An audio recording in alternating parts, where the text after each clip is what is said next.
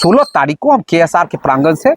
सुबह 8 बजे हमारा टारगेट है कि हम निकलेंगे पैदल और उस दिन हम जंदाहा के आसपास रुकेंगे, अगले दिन हाजीपुर के आसपास रुकेंगे और उसके अगले दिन देखिए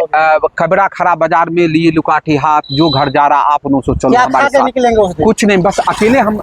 चलेंगे और जिनको साथ चलना होगा साथ आएंगे। सत्तू रहेगा हाथ साथ में, जहाँ रुकेंगे चूरा दही खाएंगे, सत्तू खाएंगे और सत्तू पीते हुए चूरा दही खाते हुए हम अपने मुकाम तक पहुंचेंगे। जिनको आना होगा आप आ सकते हैं, जिनको लगता होगा कि मुद्दा संवेदनशील है आप हमारे साथ आ सकते हैं, जिनको कोई मजबूरी है आप यहीं से अपनी संवेदना प्रकट कीजिएगा। लेकिन मैं निकल रहा हूं, मैं अकेले निकलूंगा, मेरे साथ जो लोग आना चाहते हैं स्वागत है, नहीं आएंगे कोई बात नहीं। रही बात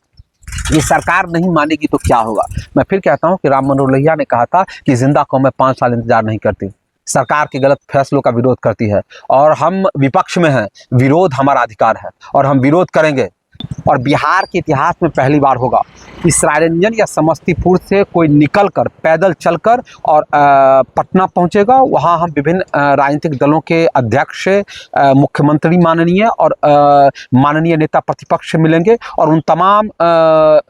सबूतों को हम रखेंगे कि किस तरीके से इस ग्रीन फील्ड एक्सप्रेसवे का अलाइनमेंट चेंज किया गया है, क्योंकि किसी एक रसूखदार व्यक्ति के संबंधी का जमीन इसमें प्रभावित हो रहा था। उसको बचाने के लिए केएसआर कॉलेज जो 1981 में स्थापित हुआ था उसके अस्तित्व को समाप्त किया जा रहा है। हम इसके खिलाफ मिथिला की धरती से पैदल चलकर और मगध के दरवाजे को खटखटाएंगे और वहां हम सवाल पूछेंगे कि आखिर हमारा दोष क्या है, क्यों हमारे कॉलेज को और यहाँ सैकड़ों लोगों के घर को उजाड़ा जा रहा है। लेकिन कुणाल जी सवाल ये बनता है कि किसी भी तरह का विकास कार्य हो या भवन का निर्माण हो या सड़क का निर्माण हो, लेकिन उसमें तो किसी न किसी को दर्द होगा। जो भूमि पर जो अधिग्रहण कैले है सरकारी भूमि पर, तो उसको तो हटाया जाएगा। देखिए मैं आपको ये बताना चाहूँगा कि NHI 1956 की जो मार्गदर्शिका है वो इस बात को स्पष्ट तौर पे रेखांकित करता है कि ग्रीनफील्ड एक्सप्रेसवे या NH का निर्माण जब होता है तो उसके सर्वे में खास ध्यान रखा जाए कि कम से कम आबादी और कम से कम खेती योग्य भूमि प्रभावित हो।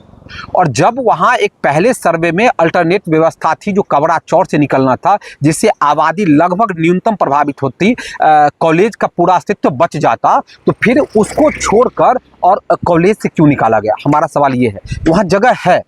हम विरोध नहीं कर रहे हैं, पूर्ण जोर समर्थन कर रहे हैं, हम स्वागत कर रहे हैं और वहाँ जगह भी है, आप उस जगह से निकालिए, अलाइनमेंट को लेकर जाइए और वहाँ किसी को कोई आपत्ति नहीं है। लेकिन आपने अपने संबंधी की जमीन को बचाने के लिए उस अलाइनमेंट को चेंज किया है, हम इसकी पुरजोर मुखालफत करते हैं और विरोध करते हैं। और विरोध बिहार के इतिहास में पहली बार होगा कि सरायरंजन से पैदल चलकर कोई राजधानी पहुंचेगा।